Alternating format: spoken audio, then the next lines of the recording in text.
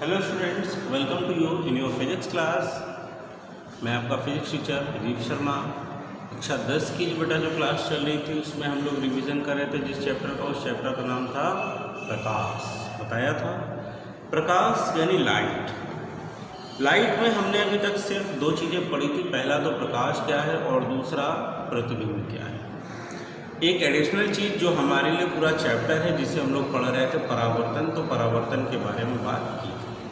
आज थोड़ी सी परावर्तन पे कुछ स्पेशल बात करते हैं। जैसे सबसे पहले बात करते हैं परावर्तन कहाँ से होता है। तुम सबसे पहले बोलेंगे भाई दर्पण से होता है। किससे होता है? दर्पण यानी मिरर से। तो ये मिरर क्या है, दर्पण क्या है? तो भाई देखो, सबसे पहले अगर हम साधारण बात करें मिरर्स की, तो मिरर क्या है? दर्पण जो है इसके एक पार्ट पे जो होता है वो कलई होती है, पेंट होता है, ठीक है, और दूसरा जो भाग होता है वो चिकना होता है। तो उस चिकने भाग को हम लोग कहते हैं परावर्तक तल। क्या कहते हैं? परावर्तक तल। और दूसरे पार्ट में क्या होता है?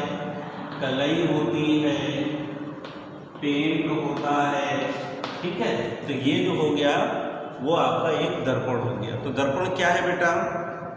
दर्पण कोई भी एक तल हो सकता है जिसका एक जो पृष्ठ हो वो बिल्कुल चिकना हो, चमकदार हो, पॉलिशदार हो, ठीक है, और दूसरे तल से फिर क्या हो? परावर्तन हो रहा हो। तो ऐसे सभी चीज़ें क्या बन जाएंगी? दर्पण। क्या बन जाएंगी?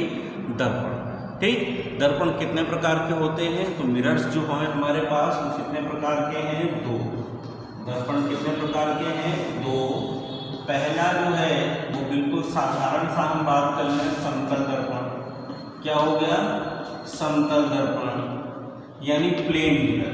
समतल दर्पण कौन से होते हैं? ये मिरर है ना, यानी जिस पे हम डेली अपना फेस देख रहे होते हैं वो जो है वो मिरर्स कौन से हैं? समतल दर्पण है। लेकिन दूसरा जो होता है वो होते हैं गोलीय दर्पण। क्या होते हैं? गोलीय दर्पण। तो गोलीय दर्पण क्या होते हैं? किसी खोखले गोले, देखो हमने क्या किया, बहुत छोटी सी बात बता रहे हैं, इसकी परिभाषा बता रहे हैं। कह रहा है किसी खोखले गोले का काटा गया एक भाग। ये कोई खोखला गोला का हॉलो स्फीयर है। हमने क्या किया, इसके किसी एक भाग को कट किया, यानी ये वाला पार्ट हमने कट कर लिया, अलग अलग दो पार्ट कट कर लिया, ठीक है। अब हमने इसके किसी एक भाग में पॉलिश कर दिया, पेंट कर दिया। तो इस पे हमने इधर पॉलिश कर दी है और इसमें हमने इधर पॉलिश कर दी, ठीक है। तो ये जो है वो बन गया आपके दर्पण। क्या बन गया? दर्पण। यानी किसी खोखले गोले का काटा गया वह भाग जिसके एक तल पर पॉलिश या कलई होती है और दूसरे तल से परावर्तन होता है, वो बन गया आपका दर्पण, ठीक। गोलीय दर्पण। अब गोलीय दर्पण हमें तो इनकी आकृति के हिसाब से दिख रहा है कि कितने प्रकार के हैं? दो। कितने प्रकार के हैं? दो। पहला जो हो गया इसका नाम होगा उत्तल दर्पण। क्या नाम होगा? उत्तल दर्पण। और दूसरा जो है इसका नाम होगा अवतल दर्पण। क्या नाम होगा? अवतल दर्पण। अब जरा देख के बताओ कि ये कैसे है, इनका हम परिभाषित इनको जो कर रहे हैं वो किस किस प्रकार से कर रहे हैं। पहला तो मुझे देख के बता दे रहे हैं कि इसमें जो परावर्तन है वो उभरे हुए तल से हो रहा है, इसलिए नाम क्या हो गया? उत्तल दर्पण।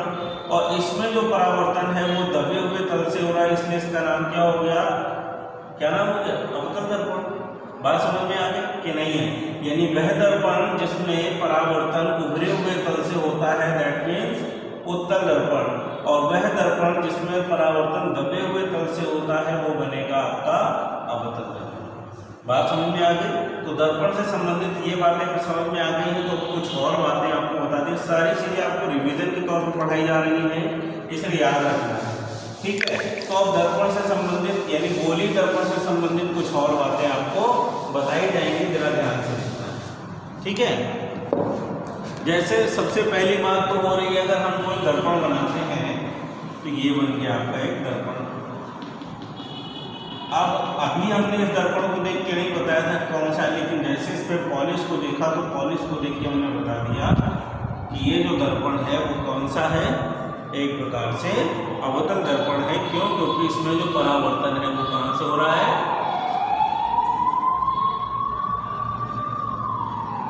दबे हुए तल से हो रहा है, ठीक है।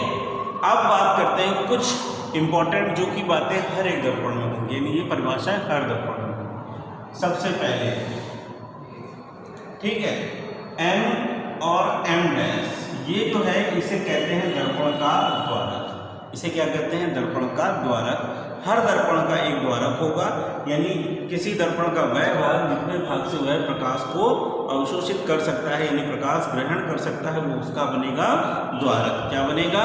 द्वारक। तो भाई हर एक दर्पण में एक एंट्री होगी और एक एग्जिट होगी, इन दोनों पॉइंट्स के बीच का जो पॉइंट होगा दैट मीन्स वो बन गया आपका द्वारक। ठीक है, फिर दूसरी बात होती है कि इसका ध्रुव, तो उसी द्वारक के मिड पॉइंट को हम कहते हैं ध्रुव। क्या कहते हैं? ध्रुव। यानी द्वारक के मध्य बिंदु को हमेशा हम क्या कहेंगे? ध्रुव। ठीक है, कर्वेचर के मिड पॉइंट को हम क्या बोलेंगे? ध्रुव। फिर बात करेगा वक्रता केंद्र, तो बेटा ये जो है वो एक गोले का भाग है, यानी इस गोले का भी कोई केंद्र रहा होगा, तो जो उस गोले का केंद्र था वही इस दर्पण का भी केंद्र है, यानी वक्रता केंद्र क्या हो गया? काटे गए गोले का केंद्र जिससे दर्पण काटा गया है, उसी का केंद्र भी इस दर्पण का केंद्र बन गया। इसको हम लोगों ने प्रदर्शित किया C से। फिर बात करेगा वक्रता त्रिज्या की, तो बेटा वक्रता केंद्र से और ध्रुव तक के बीच की जो दूरी होती है ये होती है आपकी वक्रता त्रिज्या की। फिर बोलेगा मुख्य अक्ष। क्या? मुख्य अक्ष। ध्यान से देखो, वक्रता केंद्र से ध्रुव को मिलाने वाली जो सीधी रेखा है, ये रेखा बेटा आपकी हो गई मुख्य अक्ष। क्या हो गई? मुख्य अक्ष। ठीक है, ये जो रेखा है ये इसके वक्रता केंद्र से ध्रुव को मिलाते हुए सीधी खींची जाएगी, तो ये जो रेखा हो गई वो हो गई आपकी मुख्य अक्ष। अब कुछ नियम और प्रतिबिंब बनाने के कुछ नियम, जैसे सबसे पहला जो नियम है वो ये है कि जो भी आप वस्तु रखोगे वो इसके हमेशा बाईं तरफ, यानी इसके परावर्तक तल के हमेशा बाईं तरफ रखोगे। तो हमने एक मोमबत्ती या कोई भी वस्तु एक रख दी जिसका नाम रखा O डैश। फिर नियम नंबर 2, जो भी आप प्रकाश किरण डालोगे उनमें से पहली प्रकाश किरण जो है वो इसके मुख्य अक्ष के समांतर जानी चाहिए, यानी हमने यहाँ से पहली प्रकाश किरण डाली और ये गई दर्पण के किसी भी बिंदु पर अगर पड़ रही है तो हम देख रहे हैं कि ये कैसी है? मुख्य अक्ष के समांतर है। ये कैसी है? मुख्य अक्ष के समांतर है, यानी डाली गई प्रकाश किरणों में हम पहली प्रकाश किरण क्या करेंगे? मुख्य अक्ष के समांतर डालेंगे। डाल दी देखो। अब ये नियम भी है कि मुख्य अक्ष के समांतर जाने वाली किरणें जो होती हैं वो इसके फोकस से होकर चली जाती है। फोकस कहाँ बनेगा? फोकस बनेगा वक्रता केंद्र और ध्रुव के बिल्कुल मिड में, यानी बिल्कुल मध्य में एक बिंदु होगा जिसे हम लोग कहेंगे फोकस। और ये फोकस कैसे पता चलेगा?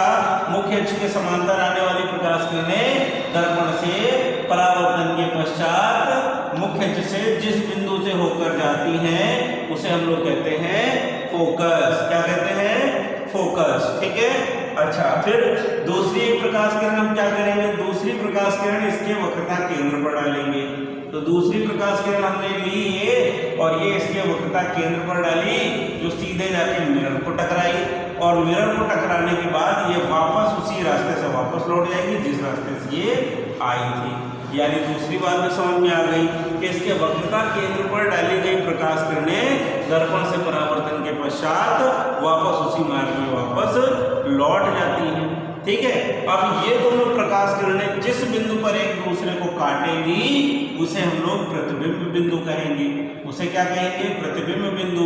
इसका नाम क्या रखते हैं? I dash. क्या रखते हैं? I dash. ठीक है, तो ये हो गया आपका प्रतिबिंब बिंदु। ठीक है, अब यहाँ पर देखोगे तो वस्तु से और ध्रुव तक की दूरी हम नापेंगे, केंद्र से ध्रुव तक की दूरी नापेंगे, तो प्रतिबिंब से भी ध्रुव तक की दूरी नापेंगे और फोकस से भी ध्रुव तक की दूरी नापी जाएगी। ठीक है, तो इन सभी को हमने अलग अलग नाम दे दिया। देखो, O से P की जो दूरी है ये है वस्तु की दूरी, O से जो P की दूरी है ये है वस्तु की दूरी, C से जो P की दूरी है ये है वक्रता केंद्र की दूरी, I से जो P की दूरी है ये है प्रतिबिंब की दूरी, और F से P तक की जो दूरी है ये है फोकस दूरी।